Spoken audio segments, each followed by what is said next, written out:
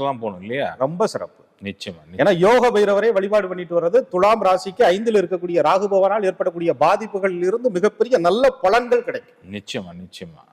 அங்க போய் தீபமேற்றி வழிபாடு பண்ணுவது, அர்ச்சனை செய்து கொள்வது, குடும்ப உறுப்பினர்களுக்கு அனைவருக்கும் அர்ச்சனை செய்து கொள்வது ரொம்ப ரொம்ப நல்ல பலனை கொடுக்கும். நிச்சயமா. எல்லா ராசிக்கும் சொல்ற மாதிரி ஒரு மந்திரம், அதுவும் திருமந்திரமா சொல்லுங்க.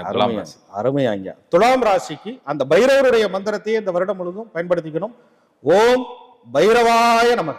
இந்த மந்திர சொல்லை பைரவரை நினைத்து இருக்கின்ற இடத்திலேயே தீபம் ஏற்றி நினைத்து வழிபாடு செய்து கொள்ளலாம்.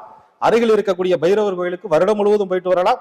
வருட துவக்கத்திலே பைரவருக்கு வாகனம் என்று சொல்லக்கூடிய வீட்டை காக்கக்கூடிய நாய் வாகனங்களுக்கு உணவளிப்பதன் மூலியமாக நீங்கள் மிகப்பெரிய புண்ணியத்தை தேடிக்கொள்ளலாம். நிச்சயமா. ரொம்ப ரொம்ப நன்றி சாமி. நெஞ்சார்ந்த நன்றிகள்.